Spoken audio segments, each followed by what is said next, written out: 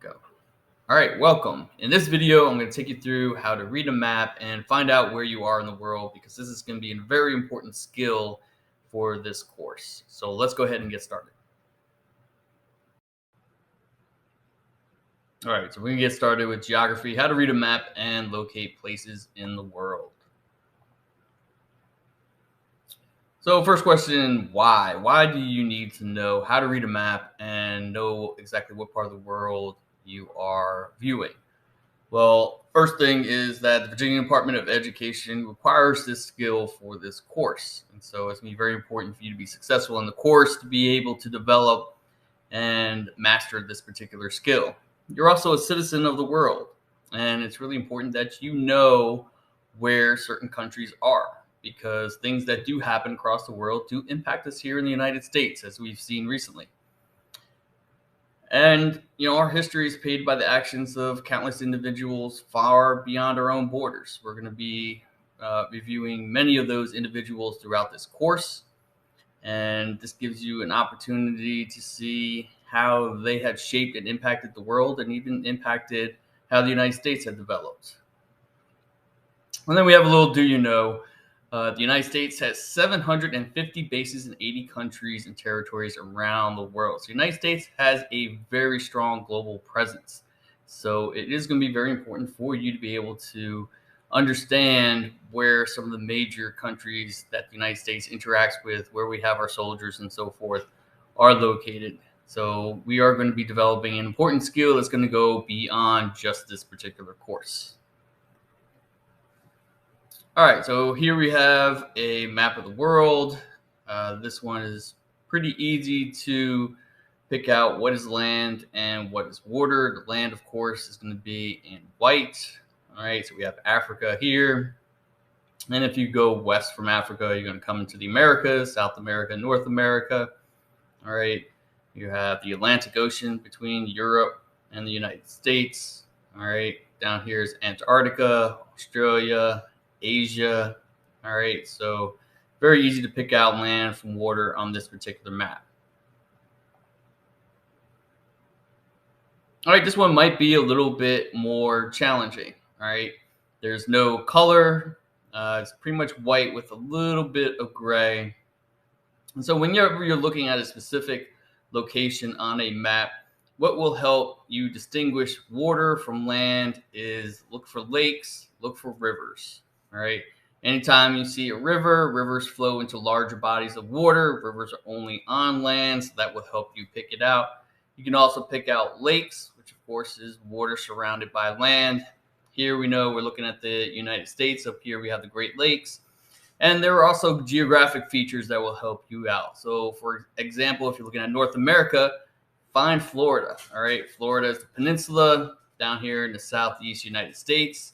You can pick that out, and that will help you know that this is Florida. So this is the United States. You can also look for the Yucatan Peninsula. All right, another peninsula surrounded on three sides by water. This will let you know that this is Mexico. So you got Central America, and then of course South America down here.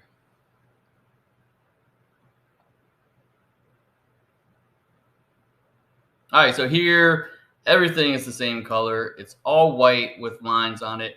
And this probably is the most challenging type of map for a lot of students.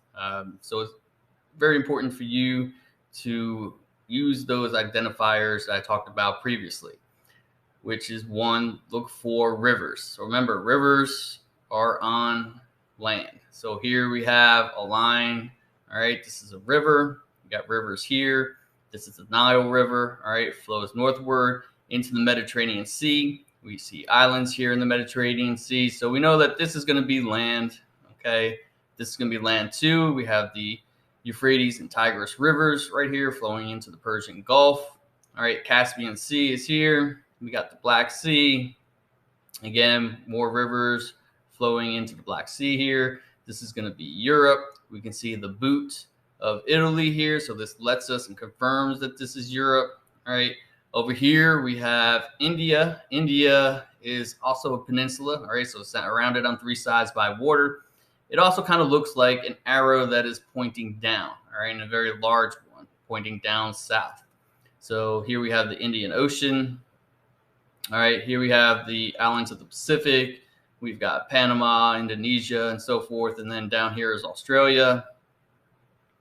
Up here, we have the Japanese islands. This is another peninsula. This is going to be Korea. So it's going to let you know that this is China in this area right here. All right, modern day China. All right, India. We have the Middle East, and then Africa and Europe up here. All right, here we have a gray map, dark gray and light gray. Again, look for that geographic feature. Here we have the boot of Italy right here. So this lets us know that this is going to be land. This is going to be Europe. All right, we have Spain, France, okay, Italy's here, go across the English Channel, and you've got England right up here, okay. This is going to be the Mediterranean Sea. If you go to the bottom of the boot and go east, you're going to come right into Greece, all right. So Greece has two peninsulas, all right, the Balkan and the Peloponnesus. In between Greece and over here, which is modern day Turkey, you have the Aegean Sea. All right, it goes up through the Dardanelles and the Bosphorus Strait. And this is the modern day Black Sea, which you may have heard in the news. This is Ukraine over here. All right, Russia relied very heavily for a very long time on the Black Sea because for part of the year, their northern borders were frozen. And so the only way for them to transport any goods and supplies would have been through the Black Sea. All right, and then we get into modern day Turkey, which when we study history has also been called Asia Minor and Anatolia, and that takes us to the Middle East over here. All right, if you go south of Europe, all right, you can see barely at the top here, that's going to be the top part of Africa. All right, so the Mediterranean is going to separate Europe from Africa. All right, so now it's going to be your turn. All right. Your assignment is you're going to do an annotated map. All right, so you're going to hand draw a map of the world. All right, leaving space around the outer edge of the paper to provide some information on how you located these continents and locations. At the top of the paper, you're going to write the topic question, which is how can I identify these continents? And after you draw and label the oceans and continents, you're going to write your response to the topic question for each continent along the margins of the page. So for example, you can see this is going to be my drawing. I'm not a great artist. Some of you are great drawers. Remember, it doesn't have to be perfect. You just want to be able to have a good idea of where everything is located. So of course, on the bottom, we have Antarctica, the Southern Ocean, all right, South America, Mexico, North America, Alaska. All right, you can see Florida, the peninsula here, Africa. Of course, I think if you look at it sideways, it kind of looks like a rhino with the horn, because this is known as the Horn of Africa, where Ethiopia is. All right, Egypt's in the top right corner here. You got the Red Sea, all right, Mediterranean Sea, and then Europe. Here's the boot of Italy. This is a little exaggerated here with the Ionian Sea, but if you go east, remember you have Greece over here, the Black Sea, Asia Minor, all right, and then into Asia, India, China, Australia, Pacific Ocean, Indian Ocean, all right, Atlantic and Arctic Ocean. So you just want to do your best. Go ahead and hand draw it.